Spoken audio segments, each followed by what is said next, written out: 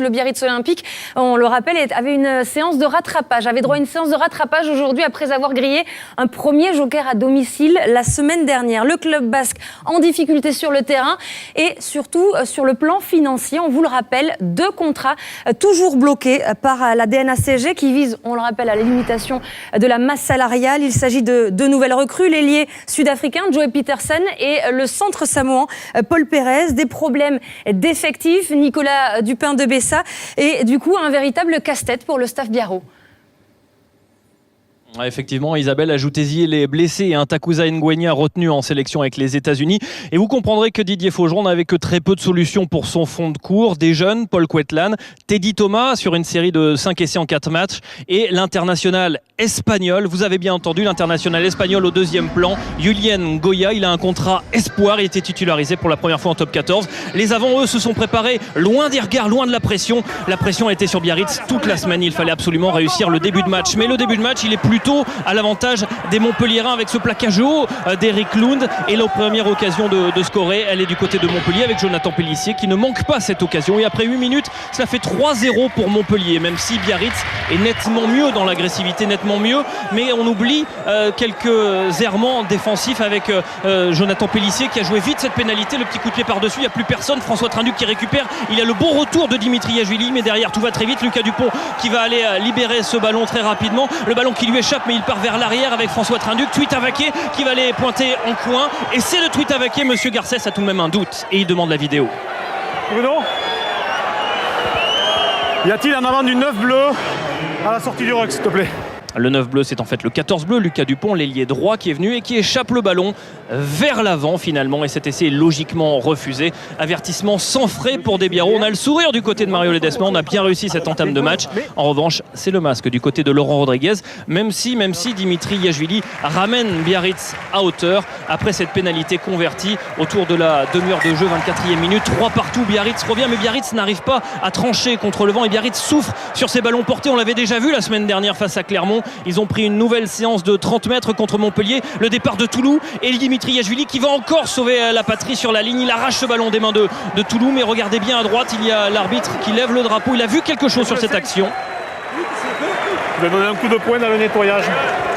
Carton jaune contre Robin Chalewachou, mais vous avez bien entendu, je n'étais pas dans le ruck. Vérification vidéo de notre part. Et effectivement, Robin Chalewachou était loin, bien loin du ruck. Ce n'est pas lui qu'on a vu mettre une poire sur cette action. Une poire qui était finalement inexistante. Les Montpelliérains sont à 14 000, continuent de jouer avec Tuitavaké qui passe la défense, qui retrouve à hauteur Wynand Olivier. Derrière, il y a un 2 contre 1 à l'extérieur avec Fulgence Ouedraogo qui va accélérer. On est dans les dernières secondes de cette première période et Montpellier va enfin franchir un essai, marquer un essai. Il y a une vérification vidéo et là encore, eh bien, l'essai va être refusé car Fulgence Ouedraogo n'arrive pas à aplatir. 6-3, c'est le score à la pause pour Montpellier devant la future nouvelle recrue Joey Pietersen quand sa licence sera débloquée. Biarritz est en souffrance et Biarritz se fait contrer Dan Waenga. Il y a heureusement le bon repli de Damien Traille et derrière le magicien Dan Waenga se rattrape le demi-tour sur lui-même. Il trouve Teddy Thomas qui accélère, qui tape à suivre juste avant d'être plaqué et derrière à la vitesse c'est Pélissier contre Jiménez et c'est finalement Jiménez qui inscrit le premier essai de la rencontre. Un essai validé après vidéo une nouvelle fois et Biarritz qui mène 10-6. Biarritz passe enfin devant après 45 minutes de jeu.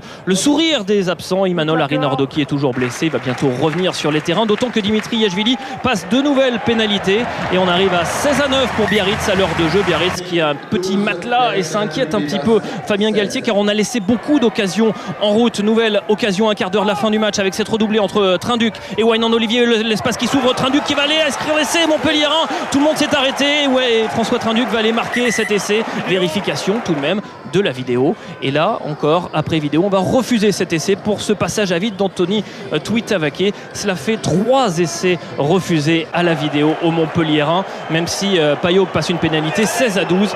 Il y en aura même un 4e essai refusé à la vidéo dans la foulée à Lucas Dupont. Ça fait beaucoup et le score il sera scellé par Dimitri Yachvili. 19-12 pour Biarritz. Le président Serge Blanco souffle et dans le vestiaire il va le dire à ses joueurs. Vous avez un cœur énorme. Donc si on continue avec cet état d'esprit, tout va revenir tranquillement. Et petit à petit on va gravir des échelons. Et on va s'amuser, et on va rigoler. On en parlera à la fin de la saison. Ok les gars, merci. Allez, go. Du soulagement évidemment dans les vestiaires Biarro avant ce déplacement, on le disait, au Stade Français. Alors vous ne l'aurez pas manqué ce week-end, il n'y avait pas que des joueurs stars sur les terrains, il y avait également les arbitres vidéo, l'arbitrage vidéo au cœur des débats. Nicolas Dupin de Bessa, des nouvelles règles, il faut faire avec cette saison, mais c'est vrai que ces règles ont beaucoup été utilisées aujourd'hui et notamment en défaveur de Montpellier. Oui, vous avez bien écouté, vous avez bien compté aussi. 4 essais refusés aux Montpelliérains à la vidéo. Forcément, dans le vestiaire, la pilule ne passait pas. Mario Ledesma et Fabien Galtier étaient toujours pas sous le coup de la colère, car finalement, quand ils vont revoir les images, et notamment de cet essai de François Trinduc, le plus litigieux à leurs yeux, ils vont s'apercevoir qu'il y a bien ce passage à vide de Tony Tuitavaké, François Trinduc qui va passer la ligne et derrière inscrire cet essai. Mais sur cette action, c'était compliqué de le voir. Il y a eu de longues minutes d'hésitation de Bruno Bessot, l'arbitre vidéo, mais il y a bien contact de Tuitavaké sur Jiménez qui ouvre la porte à François Trinduc. Logiquement, cet essai est refusé, mais ça faisait beaucoup et c'était surtout envers eux-mêmes finalement que les Montpelliérains étaient déçus. Ils ont cherché des explications, mais en revoyant la vidéo, ils n'en ont pas trouvé. Forcément, ces essais ont été refusés. Écoutez François Trinduc et Mario Ledesma au micro de Christophe Miedouget. Et je crois qu'il siffle un écran, mais voilà, c'est la combinaison, c'est aussi bien joué. Donc, je sais pas, moi je vois pas parce que c'est le centre qui est sifflé. Moi, je redouble, donc je vois pas ce qui se passe dans mon dos. Après, sur l'arbitrage vidéo, s'ils refusent les essais, ils sont sûrement pas valables. Le truc, c'est que les passages à vide, toutes les équipes le font et ça marche. Sauf si maintenant on peut plus le faire, il faut le dire, et personne le fait, et voilà, et on passe à autre chose.